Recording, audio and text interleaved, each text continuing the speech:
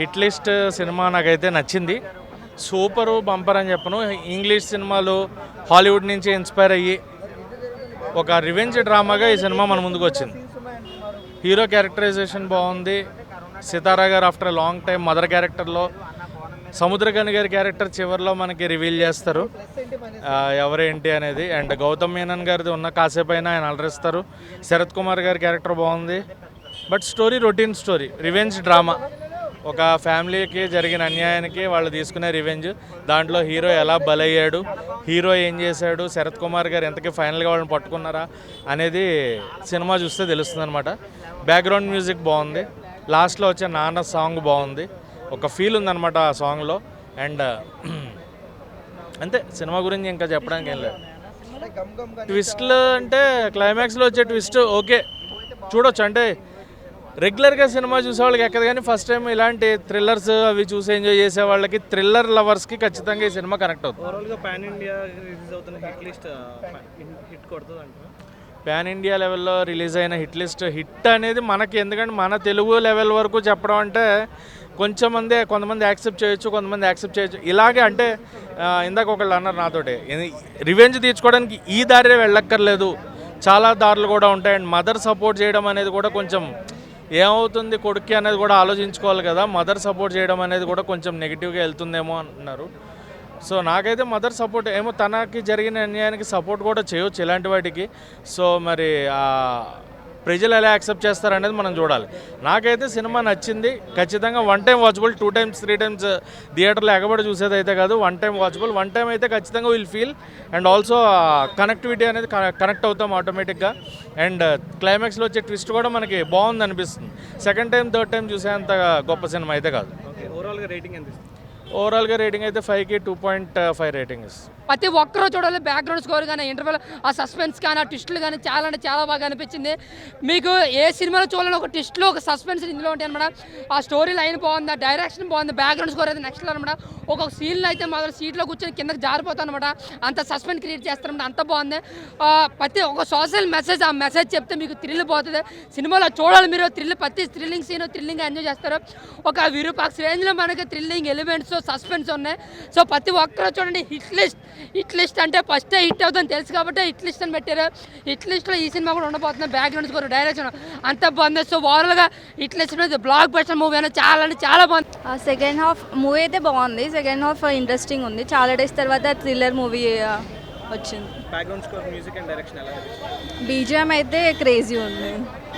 లాస్ట్లో ట్విస్ట్లు అండ్ బాగున్నాయా సినిమా? ఒకసారి మూవీ చూస్తే మాత్రం మీరు ఎక్స్పెక్ట్ చేయరు. Second overall is very good. అందరికీ గుడ్ ఆఫ్టర్నూన్ అండి. నేను సప్తగిరి ఎల్ఎల్బి మూవీ డైరెక్టర్ని. ఇప్పుడే Tamil to Telugu dubbing hit list movie చూశానండి. చాలా చాలా బాగుంది. చాలా ఇంట్రెస్టింగ్గా ఉంది. ఒక క్యూరియాసిటీ సస్టైన్ అవుతుందండి. అసలు సెంటిమెంట్ ఉంది. At the same flash back చాలా అద్భుతంగా ఉంది. క్లైమాక్స్ కూడా ఎవరు ఎక్స్పెక్ట్ చేయని ట్విస్ట్ అండి. అసలు హీరోనే ఇదంతా ఒక స్పాయిలర్ అలర్ట్ అండి. మీరు సినిమా చూస్తేనే బాగుంటుంది. ఎందుకంటే చాలా ఇంట్రెస్టింగ్గా ఉంటుంది. యాక్షన్ సీన్స్ ఉన్నాయి. ఈ సినిమాలో హీరో ఎవరంటే ఇంతకుముందు విక్రమన్ అనే తమిళ్ డైరెక్టరు, మన తెలుగులో కూడా చాలా సినిమాలు చేశాడు. రాజా ఇవన్నీ చాలా సినిమాలు చేశాడండి.